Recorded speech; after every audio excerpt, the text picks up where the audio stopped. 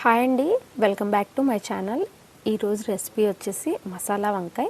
తెలంగాణ స్టైల్లో మసాలా వంకాయ చేసుకుందాము.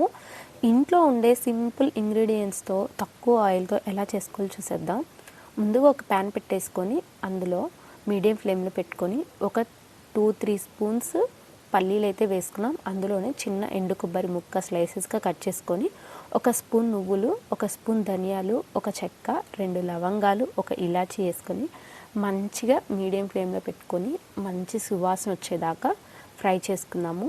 ఇది మీడియం ఫ్లేమ్లోనే ఉంచుకోవాలి, లేదంటే నువ్వులు ఊరికే మాడిపోతాయండి. ఇలా చక్కగా ఫ్రై అయిన తర్వాత వీటిని తీసుకొని వేరే ఒక బౌల్లో వేసుకుందాం. కొద్దిగా ఆయిల్ వేసుకొని ఇందులో నేను సన్నగా తరిగిన ఆనియన్ అయితే వేసుకుంటున్నాను. నేను పెద్దది కాబట్టి ఇక్కడ ఒకటి యూజ్ చేసుకుంటాను. మీకు కావాలంటే గ్రేవీకి తగ్గట్టు 2 వేసుకోండి. ఇక్కడ ఇలా లైట్గా పింక్ షేడ్ వచ్చేదాకా ఫ్రై చేసుకొని వీటిని కూడా తీసి పక్కన పెట్టుకోవాలి. వీటిల్లోకి మసాలా కోసం కొంచెం పసుపు, కూరకి తగ్గట్టు కారం, అలానే ఉప్పు, అల్లం వెల్లుల్లి పేస్ట్ కూడా ఇందులోనే వేసేసుకొని మిక్సీ అయితే పట్టుకొని ఒక ముద్దలాగా పేస్ట్లా తయారు చేసుకోవాలి. అదే ప్యాన్లో కొంచెం ఆయిల్ వేసుకొని ముందుగా కడిగి ఉప్పు నీళ్ళలో వేసుకున్న వంకాయ ముక్కలను అయితే ఇందులో వేసేసుకుంటున్నాను. వేసుకొని మీడియం ఫ్లేమ్లో ఉంచుకొని దీన్ని కూడా ఒకసారి కలిపేసి మూత అయితే పెట్టేసుకోండి. లేదు అంటే పైన కుక్ అయినట్టు అనిపిస్తుంది, కానీ లోపల పచ్చిగా ఉంటుంది. ఇలా ఆవిరిపోకుండా మూత పెట్టుకోవడం వల్ల లోపల వరకు కుక్ అవుతుంది. ఇలా మంచిగా ఫ్రై అయిన తర్వాత తీసి వేరే ఒక బౌల్లోకి అయితే షిఫ్ట్ చేసుకోండి. మీరు తీసే ముందు ఒకసారి చెక్ చేసుకోండి అది లోపల వరకు కుక్ అయిందో లేదో. అలా కుక్ అయిన తర్వాత ఆయిల్ ఉంచేసి వడకట్టి వంకాయ ముక్కలను అయితే పక్కన పెట్టేసుకున్నాము. అదే ప్యాన్లో అదే ఆయిల్లో కొంచెం ఒక స్పూన్ పోపు దినుసులు, అలానే ఫ్లేవర్ కోసం కొంచెం కరివేపాకు వేసి ఫ్రై చేసుకొని అందులో మనం ముందుగా రెడీ చేసి పెట్టుకున్న మసాలా ముద్ద అయితే వేసుకొని ఫ్రై చేసుకోండి. మీడియం ఫ్లేమ్లో ఉంచుకొని ఆయిల్ బాగా పైకి తేలేలాగా పచ్చివాసన పోయేంత వరకు మంచిగా ఫ్రై చేసుకోండి. మనకి స్మెల్ అనేది తెలిసిపోతుంది, మంచి స్మెల్ వస్తుంది పచ్చివాసన పోయినప్పుడు. దానిలో తగినంత వాటర్ అయితే వేసుకోండి.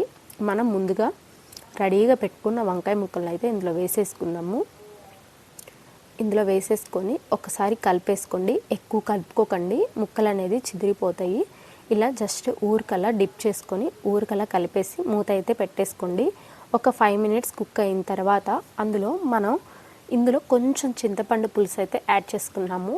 ఇది యాడ్ చేసుకోవడం మూలాన స్పైసెస్ అన్నీ బ్యాలెన్స్ అవుతాయి, టేస్ట్ కూడా చాలా బాగుంటుంది పులుపు తగులుతూ ఉంటూ.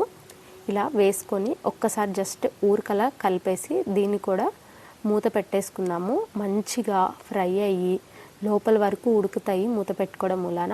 ఆయిల్ బాగా పైకి తేలింది, ఇక కర్రీ రెడీ అయింది అనుకున్నప్పుడు దాని మీద కొంచెం కొత్తిమీర చల్లుకొని దాన్ని సర్వ్ చేసుకోవడమే. మీకు స్పైసెస్ ఏమన్నా అటు ఇటుగా ఉంటే ముందే అడ్జస్ట్ చేసుకోవాలండి. ఇలా మంచిగా ఫ్రై అయిన తర్వాత ఆయిల్ పైకి తేలుతున్నప్పుడు కొత్తిమీర చల్లేసుకొని దించేసుకోవడమే. మసాలా వంకాయ అయితే రెడీ అయిపోయినట్టేనండి. ఒకప్పుడు రాజులు చాలా ఇష్టంగా తినేవాళ్ళంట మసాలా వంకాయ. చాలామందికి ఇలా చేసుకోవడం చాలా ఇష్టం అండి. కర్రీ టేస్ట్ అయితే చాలా బాగుంటుంది. థిక్ గ్రేవీతో మసాలా వంకాయ అయితే రెడీ అండి. ఒకసారి మీరు కూడా ట్రై చేయండి, చాలా బాగుంటుంది. ఇలాంటి మరికొన్ని రెసిపీస్ కోసం మన ఛానల్ని సబ్స్క్రైబ్ చేసుకోండి. ఇది బగారా అన్నంలోకి అయితే చాలా బాగుంటుంది.